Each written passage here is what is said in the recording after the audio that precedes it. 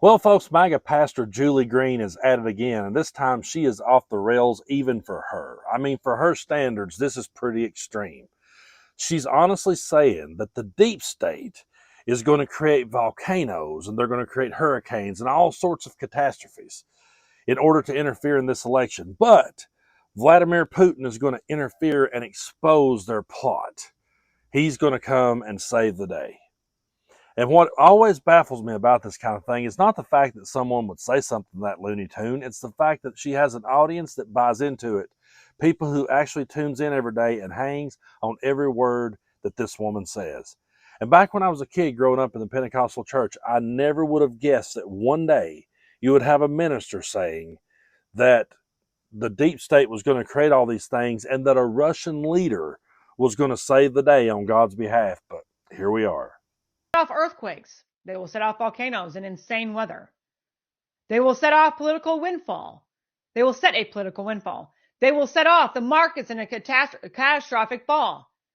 The oceans are roaring and a tsunami will be reported, not only a natural one, but a political tsunami wave will hit your enemies like never before. Putin will make an announcement that will destroy the establishment's propaganda and their plans against him and the United States. I told you there are foreign leaders against you, but there are foreign nations and its leaders that are supportive allies to the land of my eagle, to help bring down the globalists. Putin's next moves will shock the world. He has truth that your enemies thought they had killed and buried. So I may be agnostic these days, but back when I was growing up, I grew up in the Pentecostal church, and I did so in the 1980s. The minister that I sat under was probably at the time near 80-year-old. He had been around a long time, and he was still preaching to us about communism, and he was warning us against it. I can remember at a very early age, he's probably the first guy that I ever heard say the word communism on a pulpit. He's someone who warned us about Russia. And I remember, back in the 80s when you had Gorbachev speaking with Reagan, I remember him being very cautious and paranoid about that. And he did not look at it that being friends with Russia was a good thing. And he would warn us about the end times. He would warn us about what would happen in the last days. And the warnings that he always gave us were teachings that he pulled from the book of Revelation, where he would talk about that there would be people in the last days who would come along and would appear to be Christian and would appear to be Christ-like, but they wouldn't be. They would be a wolf in sheep's clothing. And those were always the warnings. It was warnings of false prophets, of people who were teaching a false doctrine. And there's no way that I can hear teachings like that and have respect for it. When people says that we should respect others' beliefs, I disagree with that completely. Everyone has the right to believe however they want to. They're allowed to say whatever they want to say, but that does not mean they're free from consequence, and that does not mean that I have to respect it as a viewpoint. I can't respect anything that comes out of her mouth because I don't even think necessarily that she takes it seriously. I think a lot of people like that realizes that there's an audience out there for it. They realize that people will buy into it. And for years, there are people who have bought into that televangelist, TV preacher kind of gimmick. I remember back as a kid, watching Jimmy Swaggart and Jim Bakker and watching all the things that unfolded with them, all the scandals that they got caught up in. And I remember hearing people in my part of the world back then call them out for the hypocrites that they were. I remember other ministers calling them out for the hypocrites that they were. But nowadays, these people will sit back and they will turn a blind eye when someone like Julie Green says that. They just won't bring it up. And if you point it out to them, they get more upset with you for pointing it out than they do with them for saying it. If I were a minister and I did have a congregation, I would feel like that it was my obligation to warn them about people like that. And if you warned your congregation about people like that, you've got plenty of verses of scripture that you can use to back it up. What she's doing there is very extreme, and what she's doing there is very political. And anyone, in my mind, if you go to church, you should go to church to worship the Lord. You should go to church for the fellowship or for the spiritual gathering, not for politics. I don't see how that, no matter which side of the political aisle you fall on, I can't see how that those two things would go hand in hand.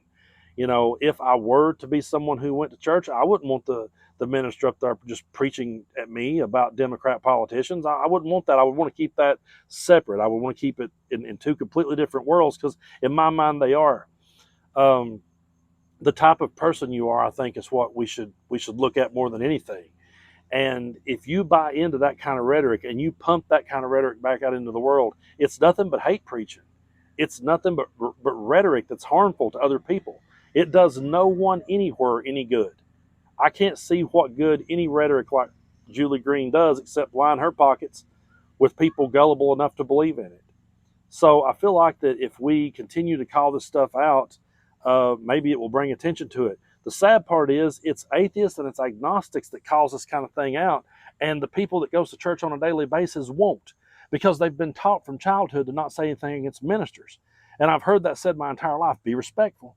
Don't say anything against the minister. Well, why should we respect someone just because they're a minister? Think about it. A minister is the one thing that anyone can just say, hey, I've been called to do it, and suddenly everyone is supposed to give them the microphone and take a back seat to that.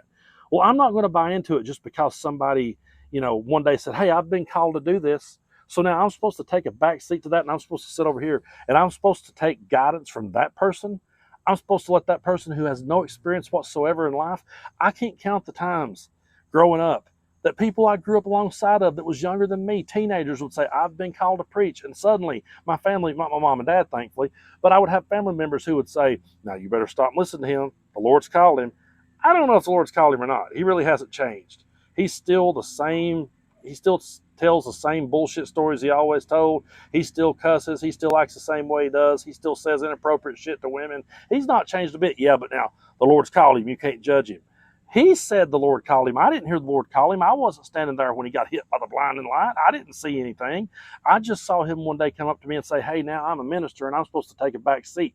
And a lot of times I feel like people like that say those kind of things just so they can silence people like us, because they don't want to ever be held accountable for anything. They want to have a free pass to tell everyone else what to do and be the boss. Well, I've never been that guy. I've never been that guy that took a back seat just because someone said, I've been called. It means nothing. It just means that you said that. But that's the only profession out there. You can't become a dentist and say, well, I've been called to pull teeth. And would you let somebody pull your teeth who had no experience at it, but they were called? This magical being in the sky said, pull teeth. Would you let them perform heart surgery on you if you needed open heart surgery? Well, now I've not had no training whatsoever, but God called me. I got you, buddy. I'll crack you open. You're going to sit there and listen and let them do that? Then why are you sitting there listening to these people that have no experience at all? And that's how someone like Julie Green gets ahead in this world. She came up with this idea, oh, let me be the preacher. And somewhere are people going, be careful what you say about her, Brandon. Be really careful what you say about her. Now she's been caught. No, I don't have to be careful about what I say about her. Either way you slice it. If it's like I believe it is, which is when you die, the lights just go off, then we don't have nothing to worry about. If the Christians are right and we stand before God in the day of judgment, well, there's plenty of scripture that warned us against Julie Green. And there's plenty of scripture that said Jesus forgave people who drank and whored around, so most of us are going to be okay. It's people like that. It's the false prophets that needs to be worried. The only act Jesus ever did of violence recorded in the Bible was in a church. He didn't turn the tables over on me at the Mustang Lounge in Tazewell. I just can't believe that we're expected to buy into that shit and validate it because they just said, oh, I got the calling. Anyone can say that. Doesn't mean you're qualified. But that type of rhetoric is hateful. That type of rhetoric is dangerous, and we have to continue to call it out. But folks, I do appreciate you guys tuning in each and every day here to watch my videos and support what it is that I do. I enjoy sitting here having these conversations with you. Back when I played music in the dive bars, I would get done playing, come off stage, and I would sit while they were closing up, and the owner was counting the money, and we'd all sit on a stool and just have conversations. And sometimes those conversations went in every direction imaginable. If there were hidden microphones back then, I don't know if I'd even be here. But there was just so many conversations that happened on stools like that. And so in my mind, when I sat down here to talk with you guys, we're just sitting down after the show and catching up on the world and trying to make sense of it. But I appreciate you guys coming along for the ride. If you haven't already, be sure to hit that subscribe button, hit a like, leave a comment if you feel like it. If you don't, leave a blue heart. Let me know you're there. And I appreciate you guys for supporting what I do.